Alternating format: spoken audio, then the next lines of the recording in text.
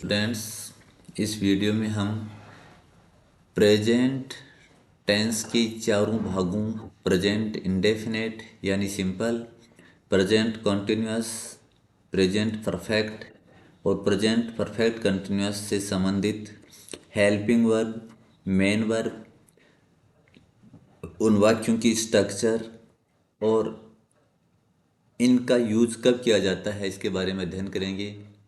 मुझे आशा है कि आने वाली बोर्ड एग्जाम्स में आप इसको अगर अच्छी तरह से पढ़ेंगे तो आपका कोई भी प्रश्न गलत नहीं हो सकता। तो आइए स्टार्ट करते हैं।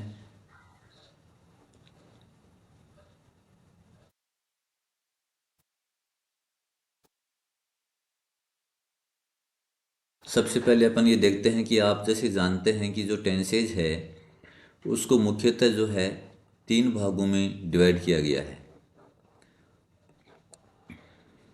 एक प्रेजेंट होता है, प्रेजेंट टेंस, एक पास्ट होता है और एक फ्यूचर होता है। प्रेजेंट को अपन वर्तमान वर्तमान काल बोलते हैं, पास्ट को अपन भूतकाल बोलते हैं और फ्यूचर को अपन भविष्यत काल बोलते हैं। प्रेजेंट, पास्ट और फ्यूचर टेंस मुख्यतः है तीन भागों में विभक्त है और फिर प्रत्येक टेंस के चार चार भाग हैं। प्रेजेंट टेंस के भी चार भाग हैं, पास्ट टेंस के भी चार भाग हैं और फ्यूचर टेंस के भी चार भाग हैं, जिनके नाम इस प्रकार हैं। प्रेजेंट इंडेफिनेट, प्रेजेंट की बात करें अभी, फिर present continuous, present perfect continuous और प्रेजेंट परफेक्ट। ये इसी तरह से पास्ट टेंस जो है उसके भी चार भाग हैं। पास्ट इंडेफिनेट, जिसको अपन पास्ट सिंपल भी बोलते हैं, पास्ट कंटिन्यूअस, पास्ट परफेक्ट और पास्ट परफेक्ट कंटिन्यूअस। और इसी तरह से फ्यूचर टेंस है, उसके भी चार भाग हैं। फ्यूचर इंडेफिनिट यानी सिंपल फ्यूचर बोलो चाहे फ्यूचर सिंपल बोलो, फ्यूचर कंटिन्यूअस जिसको अपन इम्प्रोग्रेसिव भी बोलते हैं, फ्यूचर परफेक्ट और फ्यूचर परफेक्ट कंटिन्यूअस। अब ये जो है सबसे पहले इस वीडियो में हम प्रेजेंट टेंस के चारों भागों का अध्ययन करेंगे। पास्ट के लिए और फ्यूचर के लिए अलग से वीडियो बनाया जाएगा। तो आइए स्टार्ट करते हैं। प्रेजेंट इंडेफिनिट टेंस या सिंपल प्रेजेंट टेंस। इस टेंस में ये स्टार्ट में एक चार्ट दे रहा हूँ जिसमें आपको सिर्फ ये बता रहा हूँ कि इन चारों टेंसों में किस टेंस में कौन सी हेल्पिंग वर्ब का यूज होगा, मेन वर्ब की कौन सी फॉर्म यूज होगी। आगे इसके बाद में इसके यूजेज बताए जाएंगे, इसकी सेंटेंस की स्ट्रक्चर बताई जाएगी, इसलिए ध्यान से वीडियो को देखें। तो प्रेजेंट इंडेफिनिट टेंस में क्या होता है, जब वाक्य अफर्मेटिव होता है, अफर्मेटिव यानी स्वीकारात्मक, स्वीकारात्मक। स्वीकारात्मक को कैसे पहचानेंगे, इसकी जो शुरू में जो है, शुरू में सब्जेक्ट होता है, शुरू में सब्जेक्ट होता है और लास्ट में इसके फुल स्टॉप होता है, इसका और इसमें कहीं नोट वगैरह इस तरह का कोई संकेत नहीं होता है, तो ये आपका स्वीकारात्मक वाक्य होता है। अगर ऐसा कोई वाक्य है जिसके शुरू में सब्जेक्ट है, लास्ट में फुल स्टॉप है, तो वो अफर्मेटिव सेंटेंस है। उस सेंटेंस में डज और डू नो यूज यानी इसका उपयोग नहीं होगा। अगर अफर्मेटिव सेंटेंस है तो प्रेजेंट इंडेफिनिट टेंस में हम डू और डज का प्रयोग नहीं करेंगे। लेकिन अगर वाक्य इंटरोगेटिव है यानी प्रश्नवाचक है और नेगेटिव यानी नकारात्मक है, तो हम डू और डज में से किसी एक हेल्पिंग वर्ब का सब्जेक्ट के अनुसार प्रयोग करेंगे। अब वाक्य में सब्जेक्ट चूंकि स्टार्ट में आता है अफर्मेटिव सेंटेंस में, और इंटरोगेटिव और नेगेटिव में थोड़ी सी स्ट्रक्चर अलग होती है, वो अभी आगे बात करेंगे। तो आप ये देखेंगे कि जब सब्जेक्ट जो है, अगर वाक्य का सब्जेक्ट ही सी इट यानी third person singular noun subject है और सिंगुलर नाउन है, तो उसके साथ अपन डज का प्रयोग करेंगे। अगर आपका सब्जेक्ट आई है, वी है, यू है, दे है, प्लूरल नाउन है, अगर इनमें से सब्जेक्ट है तो अपन डू का प्रयोग करेंगे। अच्छा, अफर्मेटिव सेंटेंस में डू डज का प्रयोग नहीं होगा, इंटरोगेटिव और नेगेटिव सेंटेंस में डू डज का प्रयोग होगा। अब जब डू और डज का मान लो किसी एक का आपने प्रयोग कर दिया, तो उसके बाद जो है मेन वर्ब जब लगेगी तो उस मेन वर्ब की केवल फर्स्ट फॉर्म आएगी, उसमें किसी प्रकार का एस या ई एस नहीं जुड़ेगा, न कोई सेकंड फॉर्म आएगी, न कोई थर्ड फॉर्म आएगी, न कोई आईएनजी आएगा। ऐसा कब होगा? जब प्रेजेंट इंडेफिनेट के इंटरोगेटिव और नेगेटिव सेंटेंस में डू या डज में से अपन सब्जेक्ट के अकॉर्डिंग किसी एक हेल्पिंग वर्ब का यूज कर लेंगे। तो उसके बाद जब अपन मेन वर्ब लगाएंगे तो मेन वर्ब की केवल फर्स्ट फॉर्म आएगी, एम वी, यानी मेन वर्ब एक लगा रखा है, इसका मतलब फर्स्ट फॉर्म। ठीक है। और अफर्मेटिव अगर सेंटेंस है तो उसमें डू डज का तो प्रयोग होगा ही नहीं, तो फिर जो मेन वर्ब है वो दो तरीके से लगेगी, या तो मेन वर्ब की फर्स्ट फॉर्म में एस एस लगेगा, या मेन वर्ब की फर्स्ट फॉर्म लगेगी। तो अगर आपका सब्जेक्ट जो है, आपका सब्जेक्ट अगर इनमें से है ही, सी, इट, अगर अफर्मेटिव सेंटेंस है और आपका subject he, she, it singular noun है, तो अफर्मेटिव में तो डज तो लगाना ही नहीं है, तो मेन वर्ब की फर्स्ट फॉर्म और उसमें एस या ई एस आपको लगाना है। और अगर आपका सब्जेक्ट अफर्मेटिव सेंटेंस में अगर आपका subject I, we, you, they plural noun है तो डू तो आपको लगाना ही नहीं है, और मेन वर्ब की आपको क्या लगानी है? केवल फर्स्ट फॉर्म लगानी है, उसमें कोई एस ई एस नहीं जोड़ना है। अब जब एस या एस लगाना होता है मेन वर्ब में, तो वो कब एस लगाना चाहिए, कब एस लगाना चाहिए, इसके लिए ये है कि जो वर्ब दी गई है उसका लास्ट लेटर यानी अंतिम अक्षर उसका देखिए, अगर उसका अंतिम अक्षर ओ है, एक्स है, या डबल जेड है, डबल एस है, या एस एच है, या सी एच है, अगर अंतिम अक्षर इनमें से है तो उसके साथ आपको ई एस लगाना है, और अंतिम अक्षर अगर इनमें से नहीं है तो आपको केवल उस वर्ब में एस जोड़ना है। अब बच्चे गलती क्या करते हैं कि वो देखते हैं साहब ये आई गो और ये ही गो, अब वो क्या करते हैं, वो देखते हैं कि ये मेन वर्ब है तो इसका अंतिम अक्षर ओ है, तो इसका अंतिम अक्षर ओ देख के और वो ई एस लगा देते हैं, जबकि ऐसा नहीं करना है।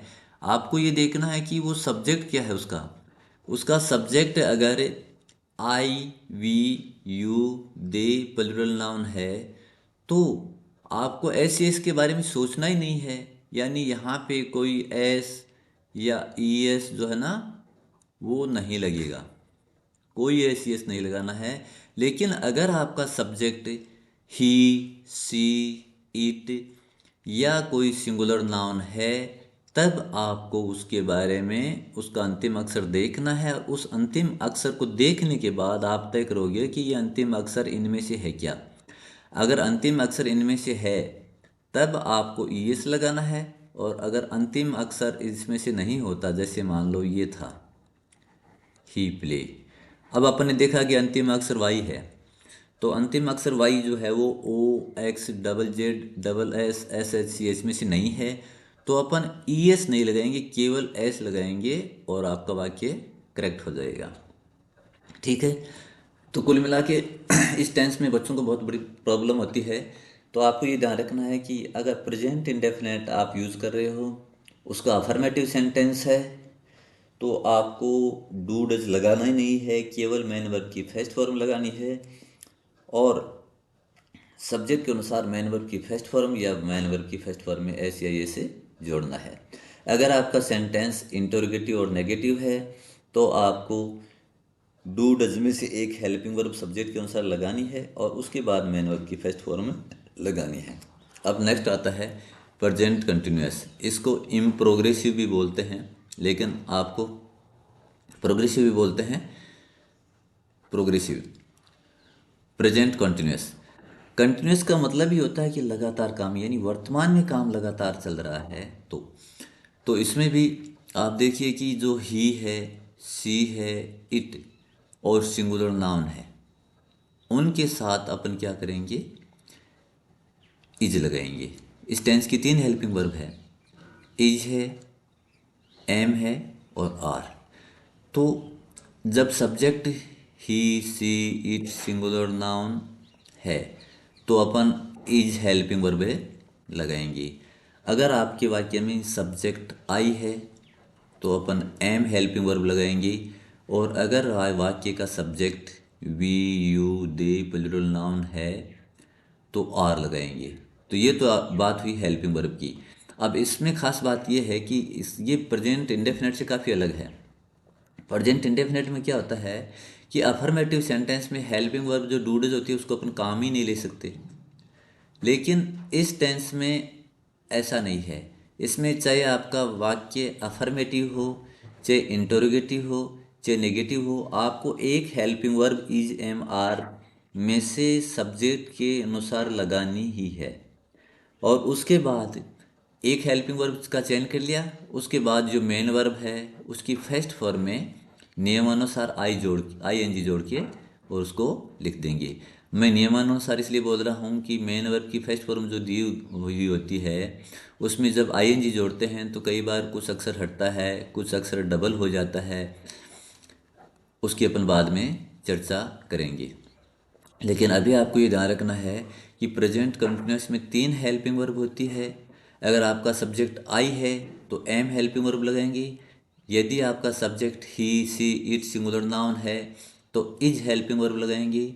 यदि आपके वाक्य का subject we, you, they plural noun है तो आर हेल्पिंग वर्ब लगाएंगे। और उसके बाद जब मेन वर्ब का नंबर आएगा, मेन वर्ब की फर्स्ट फॉर्म में आई एन जी जोड़ा जाएगा। उसके बाद आता है प्रेजेंट परफेक्ट। परफेक्ट यानी पूर्ण, यानी काम पूरा हो गया, वर्तमान में काम समाप्त हो चुका है। तो ऐसे में यहाँ पे दो हेल्पिंग वर्ब है इस टेंस के लिए, एक हैज है और एक हैव। तो जब सब्जेक्ट वाक्य का ही, सी, इट सिंगुलर नाउन होता है तो आपको हैज हेल्पिंग वर्ब यूज लेनी है। जब वाक्य का subject I, we, you, they plural noun होता है तो आपको हैव हेल्पिंग वर्ब लेनी है। दोनों में से एक हेल्पिंग वर्ब लगानी ही है, चाहे वाक्य अफर्मेटिव हो, चाहे नेगेटिव हो, चाहे इंटरोगेटिव हो, आपको दोनों में से प्रेजेंट परफेक्ट में एक हेल्पिंग वर्ब हैज और हैव में से लगानी है। अब बारी आती है मेन वर्ब की। तो मेन वर्ब की परफेक्ट टेंस से कोई सा ही हो, चाहे प्रेजेंट का हो, चाहे पास्ट का हो, चाहे फ्यूचर का हो, मेन वर्ब की थर्ड फॉर्म, तीसरी फॉर्म काम में ली जाती है। उसके बाद आता है प्रेजेंट कॉन्टिन्यूस टेंस। इसमें हैज़ बिन और हैव बिन दो हेल्पिंग वर्ब हैं। प्रेजेंट परफेक्ट की जो हेल्पिंग वर्ब होती है उसमें बिन लगाने से प्रेजेंट परफेक्ट कॉन्टिन्यूस की हेल्पिंग वर्ब बन जाती है। अब यहाँ पे सब्जेक्ट अगर आपका ही, सी, इट सिंगुलर नाउन है तो आपको हैज़ बिन यूज़ करना है। और अगर वाक्य में subject I, we, you, they plural noun है तो आपको हैव बिन यूज करना है। क्योंकि जो टेंस है वो उसमें कंटिन्यूस नाम आ रहा है, तो जिस भी टेंस में कंटिन्यूस नाम आ जाएगा उसकी मेन वर्ब की फर्स्ट फॉर्म में आई एन जी ही लगेगा। यानी किसी हमारे पास कुल मिला के 6 कंटिन्यूस टेंस हो जाते हैं, प्रेजेंट कंटिन्यूस, पास्ट कंटिन्यूस और future continuous. Present perfect continuous, past perfect continuous और फ्यूचर परफेक्ट कंटिन्यूस। तो इन 6 टेंसेज में मेन वर्ब की जो फर्स्ट फॉर्म है उसमें आई एन जी जोड़ा जाएगा। तो ये तो आपकी प्रेजेंट टेंस की जो चारों भाग हैं, present indefinite, present continuous, present perfect और प्रेजेंट परफेक्ट कंटिन्यूस, उनकी हेल्पिंग वर्ब और मेन वर्ब के बारे में था। अब अपन एक एक टेंस की स्ट्रक्चर के बारे में और उसको अफर्मेटिव से नेगेटिव, इंटरोगेटिव की स्ट्रक्चर क्या होती है, कैसे चेंज करते हैं, इनके बारे में अध्ययन करेंगे। तो इसमें सबसे पहले अपन प्रेजेंट इंडेफिनेट में आप यहाँ इंटरोगेटिव की स्ट्रक्चर देख रहे हो, आप यहाँ नेगेटिव की स्ट्रक्चर देख रहे हो, आप अफर्मेटिव की स्ट्रक्चर देख रहे हो। तो अभी जैसे ऊपर अपन ने जो एक चार्ट दिया था उसमें अपन प्रेजेंट इंडेफिनेट में ये देखा था कि प्रेजेंट इंडेफिनेट का अफर्मेटिव जो सेंटेंस है उसमें डू डज का प्रयोग नहीं होता है हेल्पिंग वर्ब का। प्रेजेंट इंडेफिनेट के अफर्मेटिव सेंटेंस में डू डज का प्रयोग नहीं होता है। तो आप इस सेंटेंस में देख रहे हैं, इस स्ट्रक्चर में देख रहे हैं, कहीं भी डू डज का प्रयोग नहीं है। और फिर मेन वर्ब की बात आई थी, तो अपन ने ये किया था कि मेन वर्ब जो है ना उसकी फर्स्ट फॉर्म, उस फर्स्ट फॉर्म में या तो केवल फर्स्ट फॉर्म आएगी जिसमें कोई एस यस नहीं लगेगा, या जो फर्स्ट फॉर्म है उसमें एस या ई एस लगेगा। तो स्ट्रक्चर ये हुई कि अफर्मेटिव सेंटेंस है तो सबसे पहले सब्जेक्ट आता है, उसके बाद में मेन वर्ब आ गई, उसके बाद में अगर वाक्य में ऑब्जेक्ट है तो वो आ जाएगा, और अदर वर्ड्स यानी अन्य शब्द हैं तो वो आ जाएंगे, लास्ट में फुल स्टॉप लगेगा। अगर सेंटेंस नेगेटिव है तो नेगेटिव सेंटेंस अगर है तो उसमें हेल्पिंग वर्ब लगानी ज़रूरी है। नॉट से पहले हेल्पिंग वर्ब जरूर आएगी, और इस टेंस की हेल्पिंग वर्ब डू और डज है। अफर्मेटिव और नेगेटिव में यहाँ पे सिर्फ इतना ही फर्क है कि यहाँ जो है हेल्पिंग वर्ब डू डज का यूज नहीं हुआ, और चूंकि ये नेगेटिव सेंटेंस है इसलिए हेल्पिंग वर्ब लगानी ज़रूरी है। तो डू डज में से एक हेल्पिंग वर्ब अपन सब्जेक्ट के अनुसार लगा देंगे। तो स्ट्रक्चर क्या हुई, सबसे पहले सब्जेक्ट, फिर हेल्पिंग वर्ब डू डज में से एक हेल्पिंग वर्ब सब्जेक्ट के अनुसार लगाएंगे, उसके बाद नॉट लगाएंगे, फिर मेन वर्ब की फर्स्ट फॉर्म लिखेंगे, उसके बाद अगर वाक्य में ऑब्जेक्ट यानी कर्म है तो वो लगाएंगे, उसके बाद अगर अदर वर्ड्स हैं तो वो लिखेंगे, लास्ट में फुल स्टॉप। ये इस वाक्य की स्ट्रक्चर हो जाएगी। लेकिन ये ध्यान रखना है कि प्रेजेंट इंडेफिनेट में नेगेटिव सेंटेंस में डू डज लगाना ही पड़ेगा, डू डज में से किसी एक को लगाना ही पड़ेगा, उसके बाद हेल्पिंग वर्ब और मेन वर्ब के बीच में नोट आएगा। अब रही बात इंटरोगेटिव की, तो इंटरोगेटिव की स्ट्रक्चर भी दो प्रकार की होती है। मान लो एक जो डब्ल्यू एच वर्ड वाले होते हैं, डब्ल्यू एच वर्ड, तो उनकी स्ट्रक्चर सेम ऐसी होती है, स्टार्टिंग में डब्ल्यू एच आ जाएगा और एज इट इज हो जाएगी। तो इंटरोगेटिव सेंटेंस में हमारे पास दो प्रकार के होते हैं, एक तो वो होते हैं जो हेल्पिंग वर्ब से स्टार्ट होते हैं, हेल्पिंग वर्ब से शुरू होते हैं, और एक वो होते हैं जो डब्ल्यू एच वर्ड से शुरू होते हैं, यानी डब्ल्यू और एच से प्रारंभ होने वाले शब्द, जैसे what, when, why, where, how, who, whom, whose, ऐसे। तो इनकी स्ट्रक्चर क्या होती है, इनमें या तो शुरू में हेल्पिंग वर्ब आएगी या शुरू में डब्ल्यू एच वर्ड आएगा, उसके बाद हेल्पिंग वर्ब आएगी, और लास्ट में इनमें क्वेश्चन मार्क होता है। ये इनकी स्ट्रक्चर होती है। अब पूरी स्ट्रक्चर क्या होती है, सबसे पहले हेल्पिंग वर्ब, उसके बाद सब्जेक्ट, फिर मेन वर्ब की फर्स्ट फॉर्म। डू और डज के बाद मेन वर्ब की हमेशा फर्स्ट फॉर्म ही आती है, चाहे वाक्य इंटरोगेटिव हो चाहे वाक्य नेगेटिव हो। और मेन वर्ब की फर्स्ट फॉर्म के बाद में अगर ऑब्जेक्ट है तो ऑब्जेक्ट लगा लेंगे, और अन्य शब्द हैं तो वो लिख देंगे, और लास्ट में क्वेश्चन मार्क जरूर लगाएंगे। अगर दूसरा टाइप का प्रश्न है, जैसे डब्ल्यू एच वर्ड वाला प्रश्न है, तो शुरू में डब्ल्यू एच वर्ड, उसके बाद वही स्ट्रक्चर डब्ल्यू एच वर्ड, ये हो गया आपका, उसके बाद में वही डज या डू में से इस टेंस में जो भी एक है वो आ जाएगा, उसके बाद में ये सब्जेक्ट आ गया, उसके बाद में मेन वर्ब की फर्स्ट फॉर्म, उसके बाद में ऑब्जेक्ट आ गया, उसके बाद में अदर वर्ड हैं वो आ गए, और लास्ट में क्वेश्चन मार्क। ये डब्ल्यू एच वर्ड से स्टार्ट होने वाले सेंटेंस की स्ट्रक्चर हो गई। अब इन तीनों स्ट्रक्चर के बारे में नीचे अपन डिटेल से देखेंगे, और इनमें अफर्मेटिव जो सेंटेंस दिया गया है ये, इनको अपन नेगेटिव और इंटरोगेटिव में कन्वर्ट करेंगे। तो पहला सेंटेंस जो है वो है आई राइट ए स्टोरी। देखिए आप ये स्ट्रक्चर देखिए, इस स्ट्रक्चर में सबसे पहले सब्जेक्ट, तो ये अपना सब्जेक्ट, उसके बाद में मेन वर्ब की फर्स्ट फॉर्म या फर्स्ट फॉर्म है एस एस। तो सब्जेक्ट के अनुसार देखो इसमें एस या एस नहीं लगा, मेन वर्ब की केवल फर्स्ट फॉर्म है। उसके बाद में ए स्टोरी जो है वो ऑब्जेक्ट है। ऐसे ही इस वाक्य में ये सब्जेक्ट, ये मेन वर्ब की फर्स्ट फॉर्म में एस या एस, और ये ऑब्जेक्ट। इसमें ये सब्जेक्ट, ये मेन वर्ब की फर्स्ट फॉर्म सब्जेक्ट के अनुसार, और ये ए नॉइज हो गया ऑब्जेक्ट। फिर इसमें देखिए यू सब्जेक्ट, वेस्ट जो है वर्ब हो गई मेन वर्ब की फर्स्ट फॉर्म, और यूर टाइम हो गया ऑब्जेक्ट।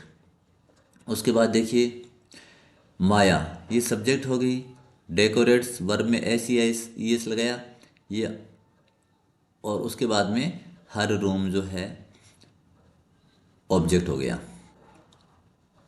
अब इन वाक्यों को अपन नेगेटिव और इनका इंटरोगेटिव बनाएंगे, ताकि हमारी जो प्रेजेंट इंडेफिनेट की इंटरोगेटिव, नेगेटिव और अफर्मेटिव सेंटेंस की जो स्ट्रक्चर है वो अच्छी तरह से समझ में आए।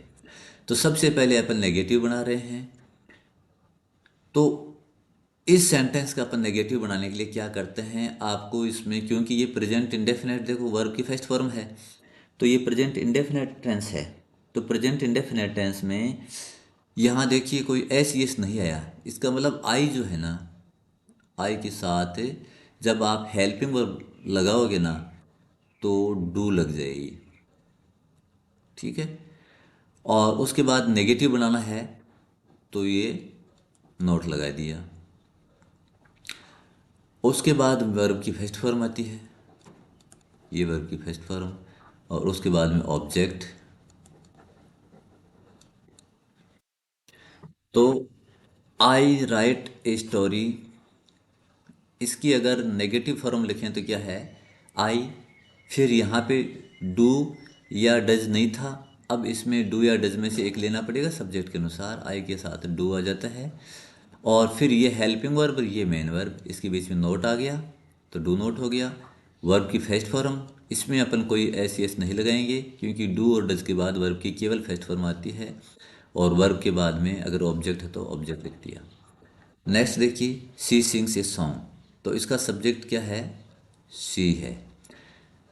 अब वर्ब में एस लगा हुआ है, इसका मतलब डू डज में से जब लगाना पड़ेगा ना तो सी के साथ डज लगेगा, ये डज हो गया। उसके बाद हेल्पिंग वर्ब आ गई, ये नोट आ गया। उसके बाद मेन वर्ब फर्स्ट फॉर्म, ये मेन वर्ब की फर्स्ट फॉर्म, और उसके बाद में ऑब्जेक्ट, ये आपका इसका नेगेटिव बन गया। अब इसमें देखिए दे, दे के बाद वर्ब की फर्स्ट फॉर्म है यानी डू लगेगा नेगेटिव बनाने के लिए, फिर नोट लगा दिया, फिर वर्ब की फर्स्ट फॉर्म, फिर ये ऑब्जेक्ट हो गया। Next you waste your time, ये यू सब्जेक्ट, वेस्ट वर्ब की फर्स्ट फॉर्म है, यानी डू और डज में से आपको क्या लगाना है, डू लगाना है, और नोट लगा दो नेगेटिव बन गया, और ये वर्ब की फर्स्ट फॉर्म, और ये आपका ऑब्जेक्ट हो गया। लास्ट में फुल स्टॉप आएगा सभी में नेगेटिव में। फिर माया डेकोरेट्स हर रूम, तो माया सब्जेक्ट है, सिंगुलर है, इसीलिए वर्ब में एस लगा हुआ है, तो सिंगुलर के साथ डज लग गया। उसके बाद नोट लगा दो, वर्ब की फर्स्ट फॉर्म केवल, अब इसका एस है ना वो आपको हटाना पड़ेगा, क्योंकि डू और डज के बाद में वर्ब में एस यस नहीं आता है। वर्ब हो गई, और ये हर रूम ऑब्जेक्ट हो गया, फुल स्टॉप। अब आप यहाँ देख रहे हो कि अगर इनमें से किसी का सब्जेक्ट आई, वी, यू, दे या प्लूरल नाउन है तो हेल्पिंग वर्ब डू आई है, और अगर सब्जेक्ट ही, सी, इट या सिंगुलर नाउन जैसे माया है, ऐसे अगर कोई आया है तो उसमें डज हेल्पिंग वर्ब आई है, उसके बाद नोट लगा है, उसके बाद मेन वर्ब की फर्स्ट फॉर्म लगी है, इस तरह से नेगेटिव बन जाएगा। इसका इंटरोगेटिव अभी अपन हेल्पिंग वर्ब वाला ही बना रहे हैं, डब्ल्यू एस वर्ड वाला नहीं बना रहे हैं। तो इसके हेल्पिंग वर्ब शुरू में ले लेते हैं। देखो आई राइट ए लेटर, तो जो डू है वो आप शुरू में ले लो, क्योंकि आपका सब्जेक्ट तो आई है ना, आई के साथ डू लगेगा, तो डू आई। अब ये देखो यहाँ आप देखिए डू डज में से एक लिया, उसके बाद सब्जेक्ट और फिर मेन वर्ब की फर्स्ट फॉर्म, तो अपन डू डज में से एक लिया, फिर अपना सब्जेक्ट आई है वो लिया, और मेन वर्ब की फर्स्ट फॉर्म, मेन वर्ब क्या है अपनी राइट, और उसके बाद में अपना ऑब्जेक्ट ए स्टोरी और लास्ट में क्वेश्चन मार्क लगाना नहीं भूलें। इंटरोगेटिव सेंटेंस में लास्ट में क्वेश्चन मार्क ज़रूर लगता है। नेक्स्ट देखिए, सी सिंग्स ए सॉन्ग। तो इसमें जो है हेल्पिंग वर्ब डू डज में से लेनी है, तो सी के अकॉर्डिंग क्या हो जाएगी, क्योंकि सी इसका सब्जेक्ट है, तो सी के अनुसार इसमें क्या लग जाएगी, डज लग जाएगी। तो हेल्पिंग वर्ब होगी, सब्जेक्ट हो गया, फिर मेन वर्ब क्या है इसकी, सिंग्स है, सॉरी SING, सिंग्स है। तो एस हट जाएगा, क्योंकि डू और डज के बाद में एस नहीं आएगा वर्ब में। तो डज सी सिंग और ए सॉन्ग और क्वेश्चन मार्क। थर्ड है दे मेक ए नॉइज। तो इसका सब्जेक्ट दे है, तो दे के अनुसार डू। याद रखें, फर्स्ट लेटर हमेशा कैपिटल रखना है। इंग्लिश में जब भी किसी सेंटेंस में फर्स्ट लेटर लिखते हैं तो कैपिटल लेटर ज़रूर लिखें। सबसे पहले हेल्पिंग वर्ब आ गई, उसके बाद सब्जेक्ट इसका है दे, उसके बाद मेन वर्ब है मैक, और उसके बाद में ए noise question mark. Question number fourth है यू वेस्ट योर टाइम। तो यू के अनुसार डू लग जाएगा, डू यू, और हेल्पिंग वर्ब आ गई, सब्जेक्ट आ गया मेन वर्ब इसकी है वेस्ट, और फिर ऑब्जेक्ट है योर टाइम, और लास्ट में क्वेश्चन मार्क। नेक्स्ट है माया डेकोरेट्स हर रूम। तो माया सिंगुलर है इसलिए डज आएगा, सिंगुलर सब्जेक्ट है। याद रखें, किसी भी नाम में उस शब्द उसकी में इसमें जितने शब्द हैं प्रत्येक शब्द का फर्स्ट लेटर कैपिटल होगा। तो माया में एक ही शब्द है इसलिए माया का एम कैपिटल, डज माया। अब माया के हेल्पिंग वर्ब आ गई, सब्जेक्ट आ गया, अब मेन वर्ब। तो मेन वर्ब में जो एस लगा हुआ है वो हट जाएगा, और ऑब्जेक्ट हर रूम क्वेश्चन मार्क। ये आपकी अफर्मेटिव से नेगेटिव और इंटरोगेटिव में चेंज करना स्ट्रक्चर के अकॉर्डिंग। अब आता है इसका यूजेज, यानी प्रेजेंट इंडेफिनेट टेंस। अभी जो पढ़ रहे हैं सिंपल प्रेजेंट टेंस, इसका यूज हमें कब कब करना चाहिए, किस प्रकार के वाक्यों में करना चाहिए। तो जिन वाक्यों में प्रेजेंट की हैबिचुअल एक्शन हो, प्रेजेंट वर्तमान की कोई आदत है, अगर किसी वाक्य में हमें देखने से ये पता चलता है कि इस वाक्य में वर्तमान की कोई आदत बताई गई है, तो अपन प्रेजेंट इंडेफिनिट टेंस का प्रयोग करेंगे। हैबिचुअल एक्शन, आदतन कार्य, आदतन कार्य, आदतन कार्य अगर वर्तमान का है तो प्रेजेंट इंडेफिनिट टेंस का प्रयोग करेंगे। सेकंड है फॉर रिपीटेड और रेगुलर एक्शंस और इवेंट्स। फॉर रिपीटेड यानी जो बार बार दोहराए जाते हैं, पुनरावृत्ति जिनकी होती है, रिपीटेड पुनरावृत्ति जिनकी बार बार होती है, यानी दोहरान दोहरान जिनका होता है, तो वो वाक्य। और रेगुलर एक्शन या इवेंट, रेगुलर यानी नियमित रूप से होने वाले कार्य या कोई घटनाएं, यानी ऐसी घटनाएं जो जिनकी बार बार पुनरावृत्ति होती है, जो बार बार दोहराई जाती हैं, या ऐसे कार्य जो नियमित रूप से होते हैं, उनमें इसका प्रयोग होगा। तो फॉर रिपीटेड और रेगुलर एक्शंस इवेंट्स यानी दोहराए जाने वाले कार्य और नियमित होने वाले कार्य और घटनाएं। थर्ड है for expressing general truth universal truth. Expressing यानी अभिव्यक्त करना, जनरल ट्रूथ यानी सामान्य सत्य या साधारण सत्य, या यूनिवर्सल ट्रूथ यानी शाश्वत या सार्वभौमिक सत्य अगर आपको बताना है तो प्रेजेंट इंडेफिनिट टेंस का प्रयोग करना होगा। तो 3 नियम हो गए। पहला हैबिचुअल एक्शन यानी आदतन कार्य, वर्तमान की कोई आदत है तो आप प्रेजेंट इंडेफिनिट टेंस में लिखेंगे। फॉर रिपीटेड और रेगुलर एक्शंस इवेंट्स, यदि किसी कार्य में पुनरावृत्ति हो रही है या कोई कार्य या घटना नियमित रूप से हो रही है तो प्रेजेंट इंडेफिनिट टेंस का प्रयोग करेंगे। तीसरा है जनरल ट्रूथ और यूनिवर्सल ट्रूथ, यानी कोई सामान्य सत्य या शाश्वत सत्य, सार्वभौम सत्य है तो भी अपन प्रेजेंट इंडेफिनिट टेंस का प्रयोग करेंगे। और ये भी एक वाक्य इसका भी लगभग आ जाता है, फॉर सेइंग एंड प्रोवर्ब, यानी कहावत, लोकोक्ति या मुहावरा। मुहावरा हिंदी में जो होते हैं वैसे अंग्रेजी में भी होते हैं। यदि वाक्य में कहावत है, लोकोक्ति है और मुहावरा है, इनमें से कोई भी है तो आप प्रेजेंट इंडेफिनिट टेंस का प्रयोग करेंगे। अगला है साइंटिफिक फैक्ट्स और थ्योरीज, यानी वैज्ञानिक वैज्ञानिक तथ्यों या सिद्धांतों को भी दर्शाने के लिए अपन इस टेंस का प्रयोग करेंगे। नेक्स्ट है विद इनबॉर्न या इनहेरेंट नेचुरल क्वालिटीज। इनबॉर्न या इनहेरेंट का मतलब होता है जन्मजात।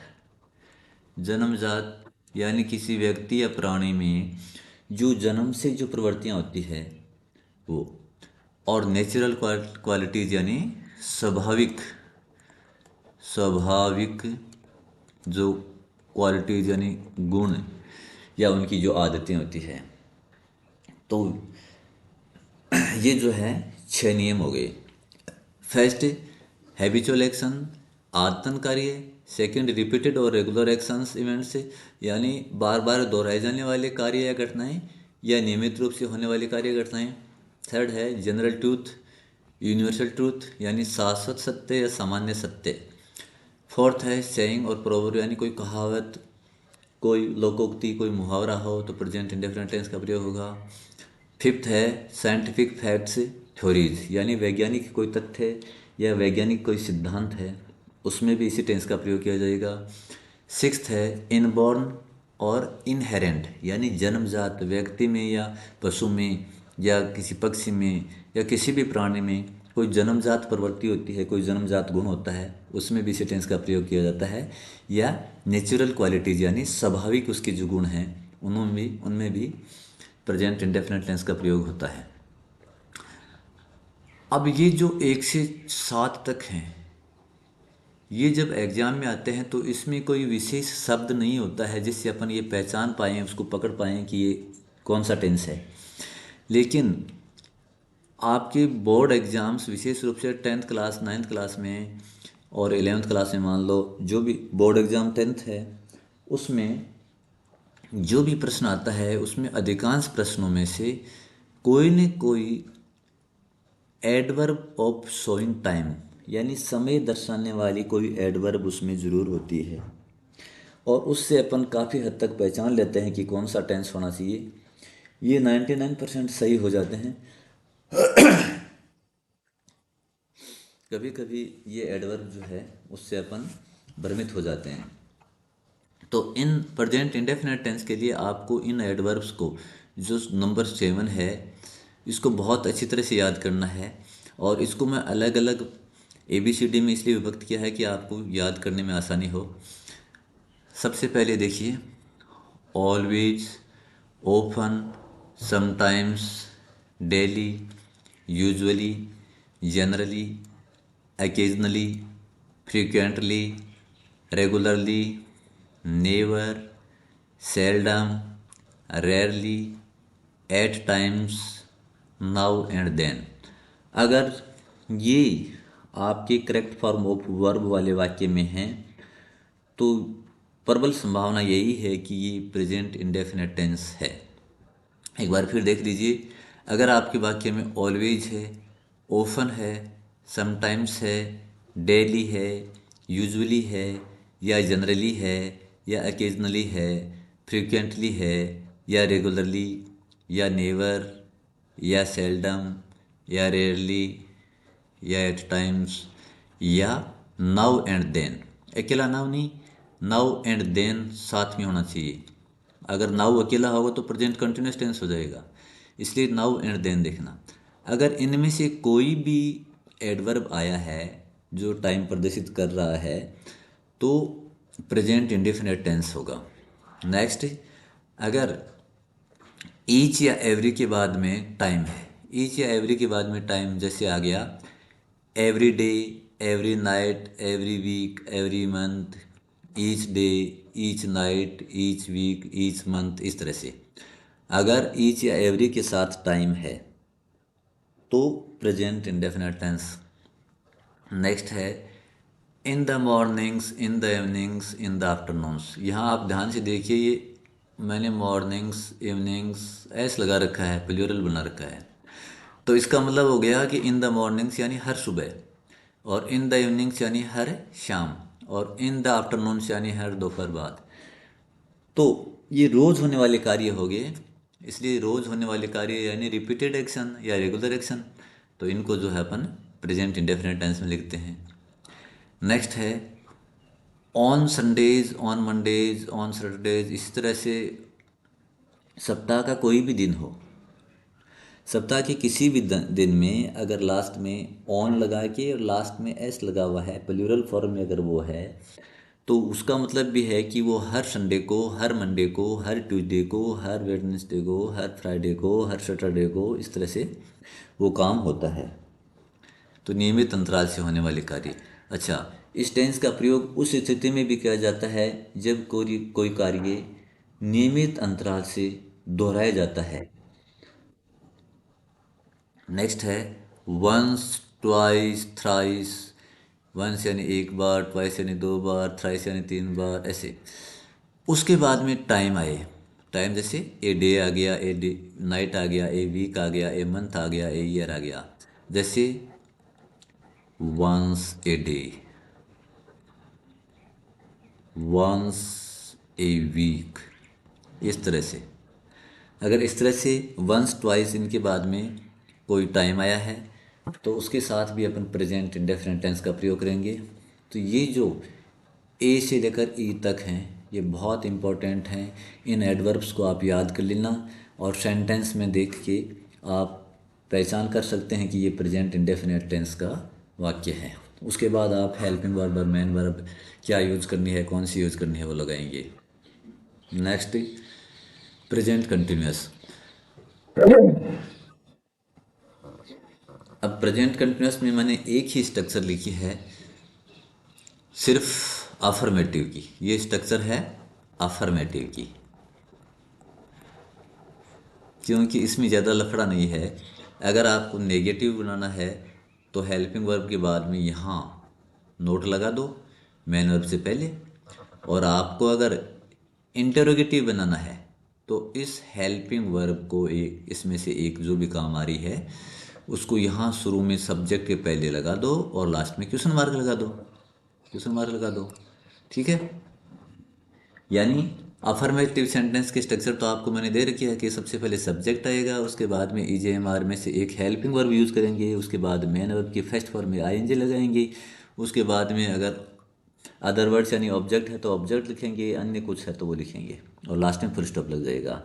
अगर इसी का आपको इंटरोगेटिव बनाना है तो इन हेल्पिंग वर्ब ईजेएमआर में से किसी एक जो सब्जेक्ट के अनुसार लगने वाली है उसको शुरू में ले लो, हेल्पिंग वर्ब, फिर सब्जेक्ट हो गया, फिर मेन वर्ब की फर्स्ट फॉर्म में आईएनजी लग जाएगा और अन्य शब्द और लास्ट में क्वेश्चन मार्क लग जाएगा। अगर नेगेटिव सेंटेंस बनाना है तो सब्जेक्ट और हेल्पिंग वर्ब ईजेएमआर में से लगाओ, फिर नोट लगाओ और मेन वर्ब की फर्स्ट फॉर्म में आईएनजी लगा दो, और अन्य शब्द हैं तो वो लिख दो और लास्ट में फुल स्टॉप लगा दो। अब इसको अपन डिटेल से यहाँ समझते हैं। पहला सेंटेंस है अफर्मेटिव। अफर्मेटिव में देखो स्वीकारात्मक, स्वीकारात्मक में पहला है I am writing a story now. I subject, am helping verb, ये ए राइटिंग मेन वर्ब, और ए स्टोरी ऑब्जेक्ट हो गया, और ये नाउ जो है वो हो गया आपका एडवर्ब। प्रेजेंट कंटिन्यूअस में जिसमें पहचान होती है नाउ, अभी नीचे देखेंगे अपन, यहाँ देखिए, ये देखिए नाउ, ये पहचान है ना। तो सबसे पहले अपन क्या करेंगे, आपको नेगेटिव बनाना है। नेगेटिव बनाना है तो सबसे पहले सब्जेक्ट, उसके बाद हेल्पिंग वर्ब जो है वो एम है ही, और यहाँ नोट लगा दो। और वो ये वर्ब की फर्स्ट फॉर्म में आएंगी, ए स्टोरी नाउ और फुल स्टॉप। सी, ये इज, और नोट और लगाना है बस, और क्या है, note singing a song, full stop. ये नेगेटिव हो गया। यानी हेल्पिंग वर्ब और मेन वर्ब के बीच में नोट लगा दो, नेगेटिव बन जाएगा। तो अफर्मेटिव और नेगेटिव के स्ट्रक्चर में इतना ही फर्क हुआ कि अफर्मेटिव में नोट नहीं आता है, नेगेटिव में नोट आ गया। They are not making noise, stop.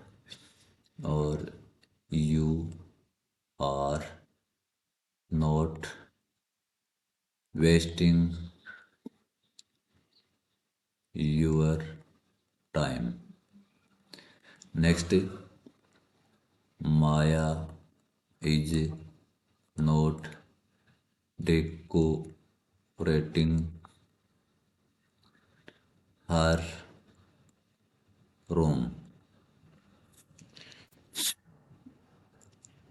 अब इंटरोगेटिव बनाने के लिए हेल्पिंग वर्ब स्टार्टिंग में ले लेंगे। तो सबसे पहले कैपिटल लेटर में लिखेंगे एम आई, ये हेल्पिंग वर्ब होगी, सब्जेक्ट होगी। अब मेन वर्ब और ऑब्जेक्ट और अन्य कोई शब्द हैं वो लिख देंगे लास्ट में क्वेश्चन मार्क।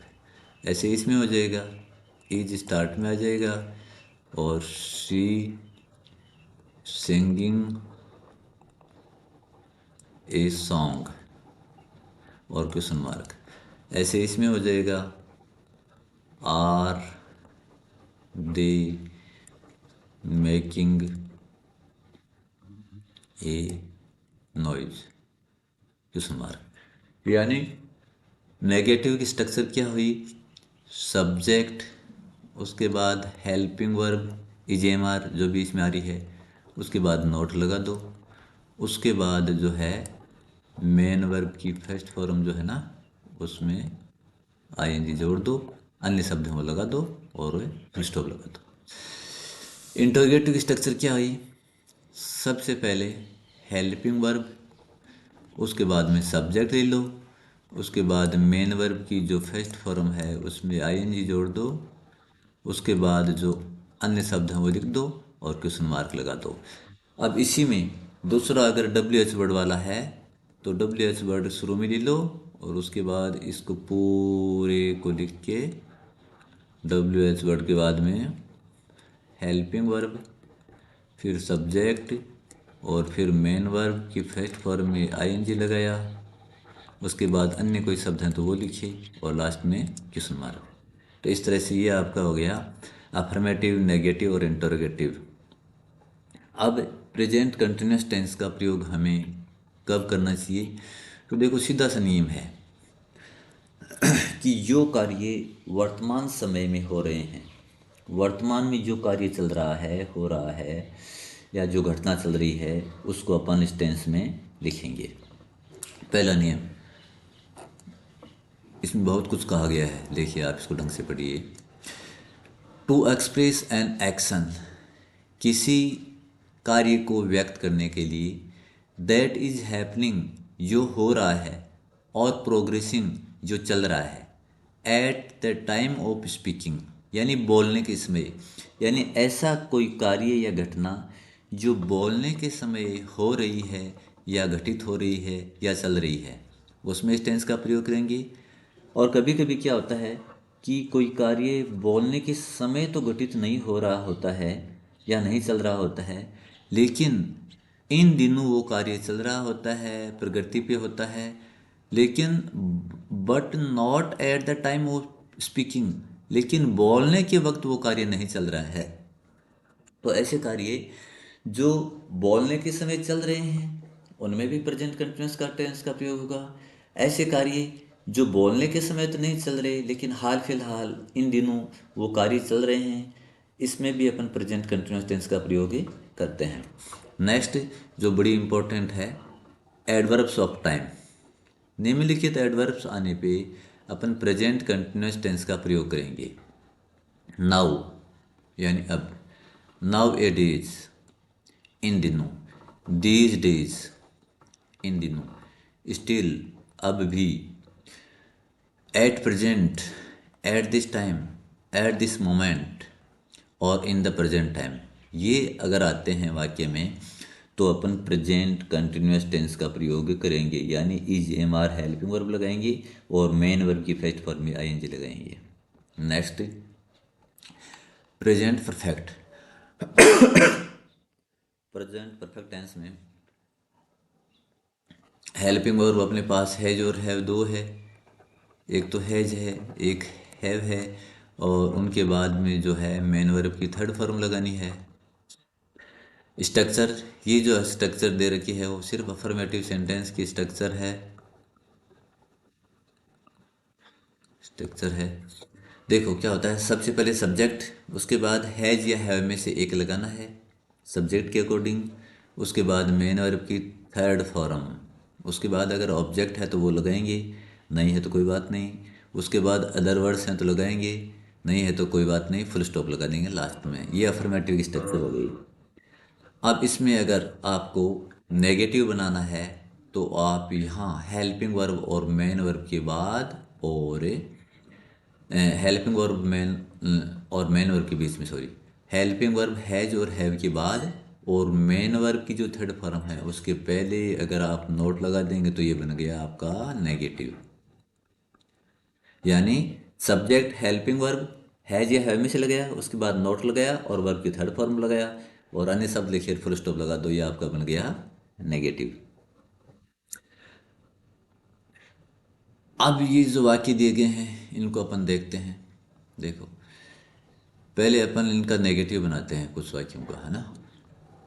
तो I have written a story, इसमें I have written a story, मैं एक कहानी लिख चुका हूँ या मैंने एक कहानी लिख ली है। तो इसमें जो हैज और हैव है उसके बाद और ये मेन वर्ब, इन दोनों के बीच आप नोट लगा देंगे, नेगेटिव बन गया। इसमें दे हैव टेकन लंच, इसमें हैव और वर्ब की थर्ड फॉर्म जो है उसके बीच आप नोट लगा देंगे, यहाँ नोट लगा दोगे, नेगेटिव बन गया, ये आपका नेगेटिव हो गया। सेम इसके बाद सी हैज़ संग ए सॉन्ग, यहाँ पे आप नोट लगाएंगे और आपका नेगेटिव बन जाएगा। इसमें प्रिया हैज़ डेकोरेटेड द रूम, यहाँ पे आप नोट लगाएंगे और आपका नेगेटिव बन चुका। इसके बाद आप फिफ्थ में you have cleaned the floor, इसमें आप यहाँ नोट लगाएंगे और आपका नेगेटिव बन जाएगा। और इसमें science has given us so many wonderful things, यहाँ भी वही हेल्पिंग वर्ब हैज और हैव जो भी है उसके बाद में और मैन वर्ब के पहले यहाँ भी इसमें नोट लगाएंगे, आपका नेगेटिव बन जाएगा। और सेवन्थ में हैव और मैड के बीच में आप नोट लगाओगे, आपका नेगेटिव बन जाएगा। अब इनका इंटरोगेटिव बनाने के लिए जैसे फर्स्ट का मैं बनाता हूँ इंटरोगेटिव, देखो सबसे पहले हेल्पिंग वर्ब लेंगे, लेकिन सब्जेक्ट तो आपका वही रहने वाला है आई, इसलिए हैव ले लिया हेल्पिंग वर्ब। अब हेल्पिंग वर्ब बाद में सब्जेक्ट लगा दो और फिर मेन वर्ब बच गई तो मेन वर्ब लिख दो, उसके बाद में ऑब्जेक्ट दे रखा तो ऑब्जेक्ट लिख दो, और कुछ नहीं है तो ठीक है, क्वेश्चन मार्क लगा दो। ऐसे इसमें यहाँ देखो दे हैव टेकन लंच है तो हैव हेल्पिंग वर्ब शुरू में ले लो और ये सब्जेक्ट हो गया आपका दे, और टेकन आपकी वर्ब और लंच आपका ऑब्जेक्ट और क्वेश्चन मार्क, किसी में भी देख लो आप, जैसे ये है इसका। तो इसमें आप देखो सबसे पहले हैज ले लो, उसके बाद में साइंस आपका सब्जेक्ट हो गया, उसके बाद वर्ब की थर्ड फॉर्म हो गई given us show many wonderful things और लास्ट में क्वेश्चन मार्क। शुरू में हेल्पिंग वर्ब और लास्ट में क्वेश्चन मार्क, ये ध्यान रखना है आपको। लास्ट में क्वेश्चन मार्क, शुरू में हेल्पिंग वर्ब। सब्जेक्ट सेम ही है, इसलिए हेल्पिंग वर्ब जो सेंटेंस में है वही रह जाएगी। अब इस टेंस का प्रयोग अपने को कब करना चाहिए, इसकी usage. Usage first, an event और एक्शन, कोई घटना या कार्य which has completed some time in past, जो पास्ट भूतकाल में किसी समय कंप्लीट हो गया, पूरा हो गया, समाप्त हो गया, फिनिश्ड। एक्शन जो है या इवेंट जो है वो फिनिश हो गई, कंप्लीट हो गई। तो ऐसा कार्य, जो घटना जो भूतकाल में किसी समय समाप्त हो गई, या but we are talking about it in the present, लेकिन उसकी हम वर्तमान में बात कर रहे हैं, इसलिए ये वर्तमान से जुड़ी हुई है कि ऐसी कोई घटना या कार्य जो भूतकाल में किसी समय समाप्त तो हो गया, पूरा तो हो गया, लेकिन उसका प्रभाव, उसके बारे में बात अभी अपन वर्तमान में कर रहे हैं, तो इसको अपन प्रेजेंट परफेक्ट टेंस में लिखेंगे। उसके बाद जो बड़ा ही महत्वपूर्ण नियम है वो ये है कि ये जो एडवर्ब हैं, ये एडवर्ब आने पे अपन कौन से टेंस का प्रयोग करेंगे, प्रेजेंट परफेक्ट का। 99% यही होगा। देखो, just,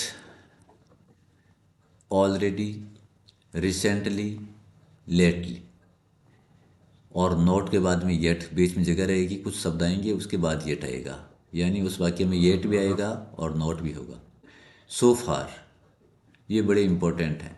just, already, recently, lately, yet और सो फार, अधिकांशतः इनमें से कोई न कोई वाक्य आ जाता है। उसके बाद बाय नाउ हो, जस्ट नाउ हो, टिल नाउ हो, अनटिल नाउ हो, अप टू नाउ हो और ईवर। यानी अगर अकेला नाउ है तो प्रेजेंट कंटिन्यूस टेंस होगा, लेकिन आपको ध्यान रखना है कि नाउ से पहले बाई है क्या, नाउ से पहले जस्ट है क्या, नाउ से पहले टिल है क्या, नाउ से पहले अनटिल है क्या, और नाउ से पहले अप टू है क्या। अगर नाउ से पहले ये शब्द हैं तो आपको प्रेजेंट परफेक्ट टेंस का प्रयोग करना है।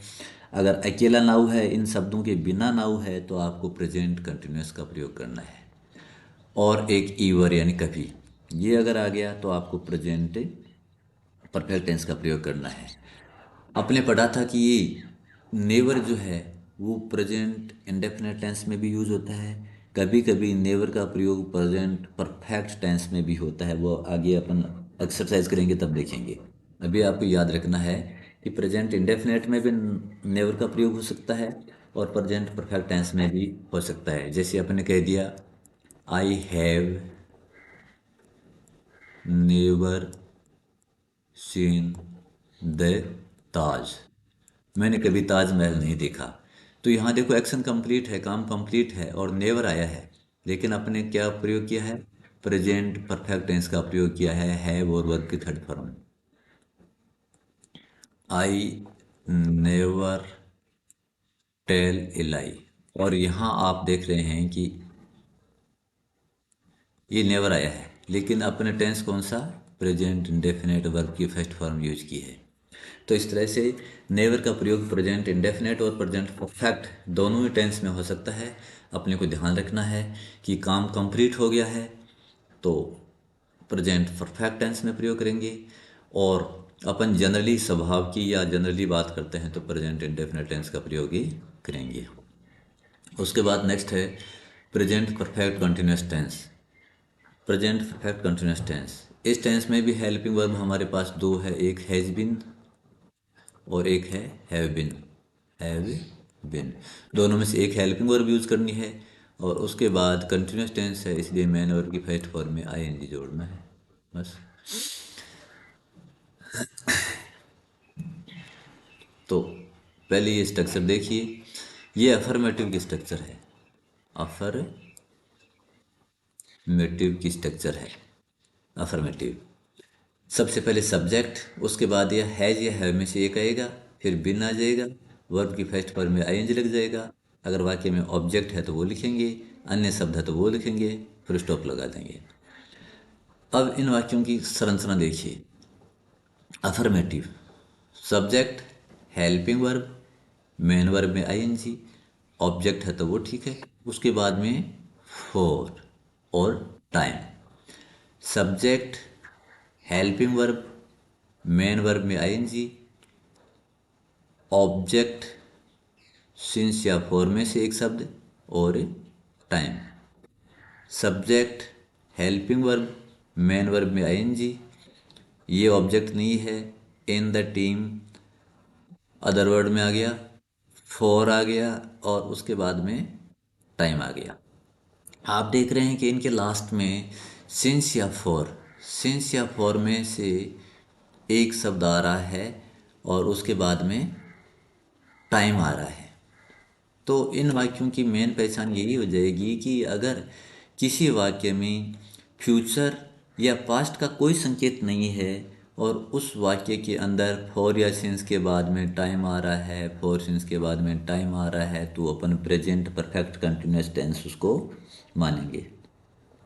लेकिन शर्त यह है कि उस वाक्य में कहीं भी पास्ट का और फ्यूचर का संकेत नहीं होना चाहिए, पास्ट और फ्यूचर का संकेत नहीं होना चाहिए, और उस वाक्य के लगभग लास्ट में फॉर या सिंस के बाद में टाइम, फॉर या सिंस के बाद में टाइम होगा, तो आप प्रेजेंट परफेक्ट कंटिन्यूअस टेंस इसमें करेंगे। अब ये कीवर्ड्स हैं इसके, देखिए मुख्य शब्द हैं, पहचान की आइडेंटिफिकेशन यानी पहचान के मुख्य शब्द क्या हैं। फॉर या सिंस के बाद में टाइम होगा, फॉर के बाद में क्या होगा, बिफोर पीरियड ऑफ टाइम, यानी जो समय अवधि है उसके पहले फॉर लगता है, जैसे for 2 years, for 10 days, for 3 hours, इस तरह से।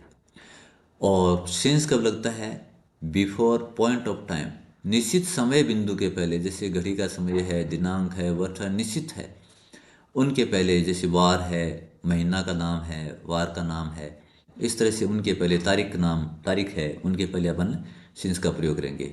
जैसे morning, Sunday, Monday, Tuesday, Friday, इस तरह से कोई भी बार है उसके पहले सिंस लग जाएगा, दिनांक के पहले लग जाएगा, वर्ष के पहले लग जाएगा, जैसे मान लो 2011 आ गया तो सिंस लगा दो, ठीक है, घड़ी के समय के पहले लगा दो सिंस 10 o'clock, ऐसे। तो यानी सिंस जो है बिफोर पॉइंट ऑफ टाइम, यानी निश्चित समय बिंदु के पहले सिंस का प्रयोग होगा, और बिफोर पीरियड ऑफ टाइम, समय अवधि के पहले फॉर का प्रयोग होगा। तो आपको ध्यान ये रखना है कि फॉर और सिंस के बाद में टाइम है, और अगर उस वाक्य में कहीं भी फ्यूचर या पास्ट का संकेत नहीं है तो वो प्रेजेंट परफेक्ट कंटिन्यूअस है। यूजेज देखिए, present perfect continuous is used to talk about an action, ऐसे किसी कार्य के बारे में बात करने के लिए इसका उपयोग किया जाता है। That has started in the past, जो भूतकाल में शुरू हो गया, भूतकाल में प्रारंभ हो चुका है, and is still going on, और अभी भी चल रहा है। ऐसा कार्य जो भूतकाल में प्रारंभ हो गया और अभी भी रुका नहीं है, वो अभी भी कंटिन्यूअस है, गोइंग ऑन है, कीप ऑन है, जारी है। अभी भी अगर वो जारी है, चल रहा है, तो इस टेंस का प्रयोग करेंगे, लेकिन अभी ये समाप्त नहीं हुआ है। और ऐसे वाक्य में ही सिंस और फॉर का प्रयोग होगा, उसके बाद में टाइम आएगा। अब इनकी स्ट्रक्चर देख लेते हैं, नेगेटिव और इंटरोगेटिव की।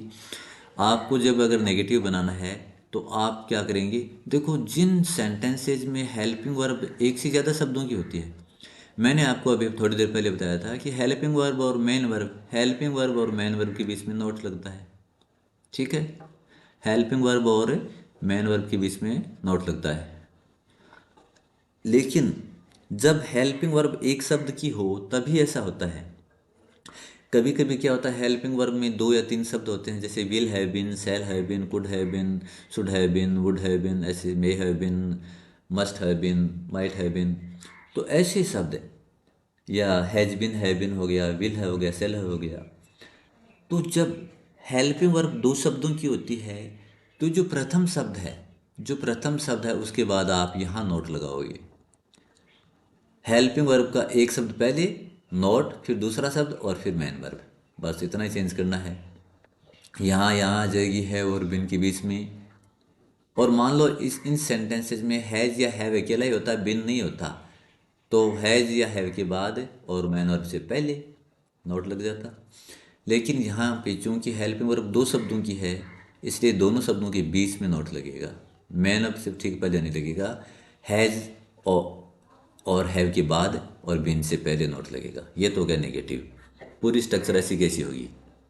अगर इंटरोगेटिव बनाना है तो वही बात है कि आपको दो शब्दों में से, हेल्पिंग वर्ब के दो शब्द हैं उनमें से एक शब्द आपको पहले लेना है। जैसे एक का मैं यहाँ बना देता हूँ, पहले देखो, I have not been learning for 2 years। इस तरह से सारे वाक्य बन जाएंगे। नोट लग गया हैव बीन के बीच में, ऐसे हैज बीन के बीच में लग जाएगा। और अगर इसका इंटरोगेटिव बनाना है तो आपको हेल्पिंग वर्ब का एक शब्द, पहला वाला शब्द स्टार्टिंग में लेना है। जैसे हैव, फिर आई ले लो, और फिर बीन लर्निंग। ये म्यूजिक छोड़ दिया इसमें, यहाँ म्यूजिक आएगा भाई, ठीक है ना। यहाँ पे क्या आएगा, म्यूजिक। तो have I been learning music for 2 years, और लास्ट में क्वेश्चन मार्क। इंटरोगेटिव सेंटेंस है तो लास्ट में तो क्वेश्चन मार्क आएगा ही आएगा।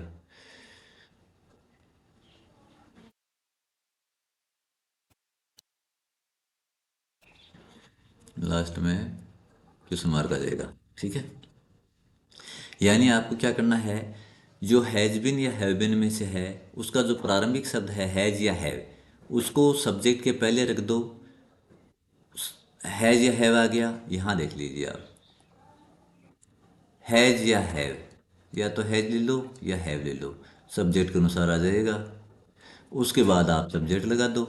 उसके बाद ये आपकी जो बिन है वो बच गई, वो लिख दो। और वो मेन वर्ब की फर्स्ट फॉर्म में आईएनजी लगा दो। उसके बाद अन्य शब्द हैं तो वो लिख दो, और लास्ट में क्वेश्चन मार्क लगा दो। यह आपकी इंटरोगेटिव की स्ट्रक्चर हो गई प्रेजेंट परफेक्ट कंटिन्यूअस में।